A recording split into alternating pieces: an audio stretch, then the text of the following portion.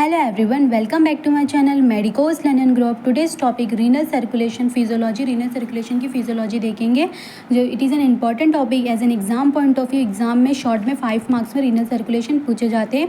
तो स्टार्ट करते. Renal circulation क्या है? In adult during resting condition both the kidney receive 1300 ml of blood per minute और about 26% of cardiac output. तो in adult में resting condition में both the kidney होती है जो रिसीव करती है 1300 ml of blood per minute में. इसमें ये MCQ या वाइवा में पूछे जा सकते हैं और एज अ स्टूडेंट आपको मेडिकल स्टूडेंट याद होना चाहिए कि 1000 ml of blood per minute में बोथ द किडनी रिसीव करती है और about 26% of cardiac output. Renal blood vessel जो कि सप्लाई करती है किडनी को. Renal artery which supply kidney arises from the abdominal aorta and enter in the kidney through hilus. जो रीनल आर्टरी होती है वो कहाँ से वो आयोटा से आती है बोथ द किडनी की रीनल आर्टरी, और जो रीनल वेन होते हैं वो इन्फीरियर वेना कैवा में जाके ड्रेन होते हैं.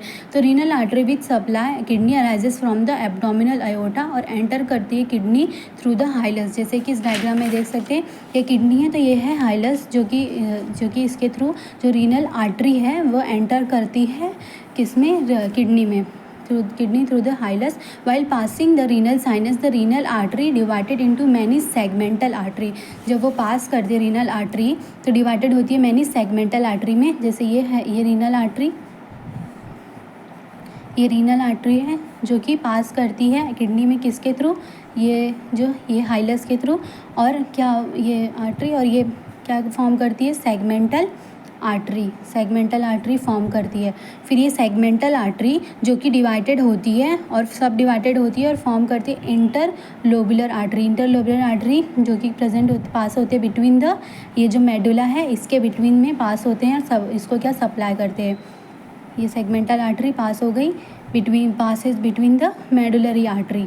फिर ये मेडुलरी जो इंटरलोबर आर्टरी ये base of the medulla turn होती है तो फॉर्म करती है एरिक्वेट आर्टरी फॉर्म करती है. और ये इंटरलोबर आर्टरी और ये सेगमेंटल आर्टरी. यहाँ से सेगमेंटल आर्टरी फिर यहाँ से ये पास हुई बिटवीन द मेडुला और फॉर्म क्या की, interlobar artery at the base of medulla turn होती है और फॉर्म करती है एरिक्वेट आर्टरी. और ये जो एरिक्वेट आर्टरी होती है वो गिव राइज करती है इंटरलोबर आर्टरी. ये गिव राइज करती है इंटरलोबर आर्टरी. ऐसे ये एरिक्वेट आर्टरी गिव राइज करती है इंटरलोबर आर्टरी. फिर ये जो इंटरलोबर आर्टरी है वो interlobar artery numerous efferent arterioles को अराइज करती है. और जो ये क्या कॉर्टेक्स में क्या प्रेजेंट है, नेफ्रॉन्स दो टाइप के होते हैं, एक कॉर्टिकल नेफ्रॉन्स और एक मेडुलरी नेफ्रॉन्स. ये कौन से कॉर्टिकल नेफ्रॉन्स है और ये मेडुलरी नेफ्रॉन्स. जो कॉर्टिकल नेफ्रॉन होते हैं वे पेरिफेरी ऑफ द कॉर्टेक्स होते हैं. जक्स्टा मतलब नियर, मेडुलरी मतलब नियर द मेडुला. तो वो दो टाइप के नेफ्रॉन हो गए. तो ये नेफ्रॉन कैसे होते हैं, ये बोमेंस कैप्सूल और ये नेफ्रॉन का ट्यूबुलर पार्ट. ऐसा रफली डायग्राम देख लो.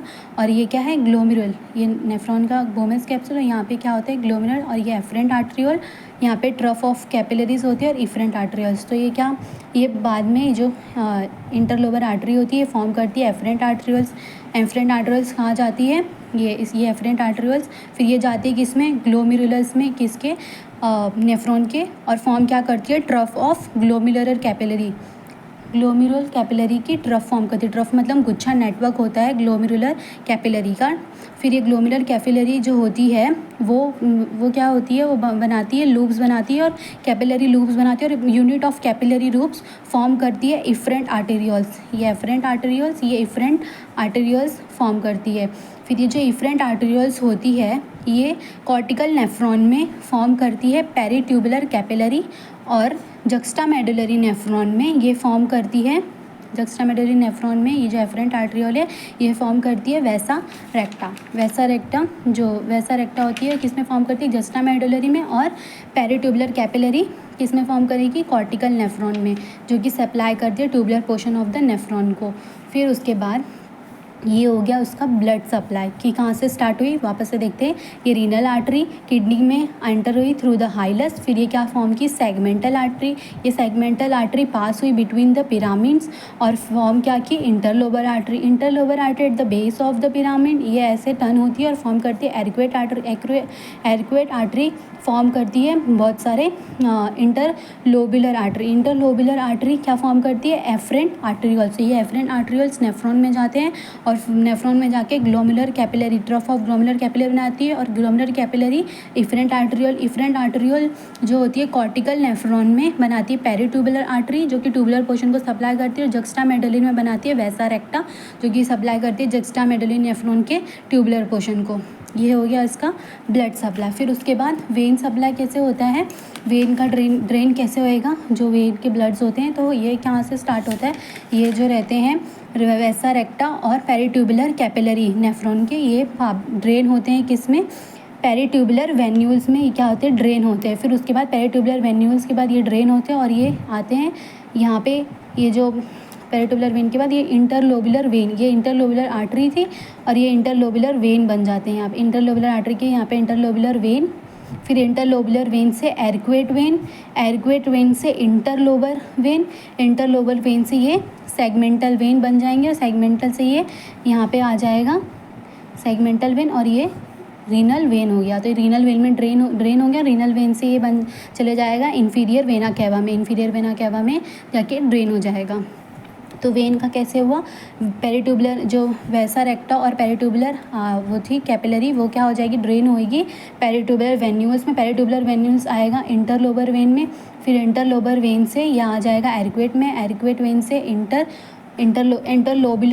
इंटरलोबुलर से एरिक्वेट, फिर इंटरलोबर वेन, फिर interlobar segmental when, segmental when से आ जाएगा रीनल वेन में, फिर रीनल वेन से ये कहाँ किस में चले जाएगा, रीनल वेन से चले जाएगा इंफीरियर वेना कैवा में। तो ब्लड सप्लाई ड्रेन हो गया। अब इसका चार्ट देख लेते हैं, इससे आपको समझ में आ जाएगा कि क्या है। तो एब्डोमिनल आयोटा से, जैसे कि इस डायग्राम में देखा, एब्डोमिनल आयोटा से अराइज हुई, फिर आई सेगमेंटल आर्टरी फॉर्म की, सेगमेंटल आर्टरी से इंटरलोबल आर्टरी बनाई, फिर एरिक्वेट आर्टरी बनाई, इंटरलोबल आर्टरी, ये इंटरलोबल आर्टरी, फिर उसके बाद ये एरिक्वेट आर्टरी बनाई, एरिक्वेट आर्टरी से इंटरलोबुलर आर्टरी, एरिक्वेट आर्टरी जो कि क्या फर्दर डिवाइड होकर क्या बनाई, इंटरलोबुलर आर्टरी, फिर एफरेंट आर्टरियोल्स, फिर ग्लोमुलर कैपिलरी, यहाँ पे आके ग्लोमुलर कैपिलरी, फिर एफरेंट आर्टरियल जो कि सप्लाई कर रही किसको, रीनल को, किडनी को, फिर vessel rectum and peritubular capillary जो कि ड्रेन हुई पेरिट्यूबुलर वेन्यूल में, और फिर उसके बाद ही पेरिट्यूबुलर वेन्यूल ड्रेन हुआ इंटरलोबुलर वेन में, arcuate vein, interlobar vein, segmental vein, inferior vena cava में जाके जो भी थे ब्लड, जो भी डीऑक्सीजनेटेड ब्लड वो क्या इंफीरियर वेना कैवा में जाके ड्रेन हो गया। That's it. ये था क्या था, इंटर रीनल सर्कुलेशन था, किडनी का सर्कुलेशन, जो कि शॉर्ट में 5 मार्क्स में पूछते हैं।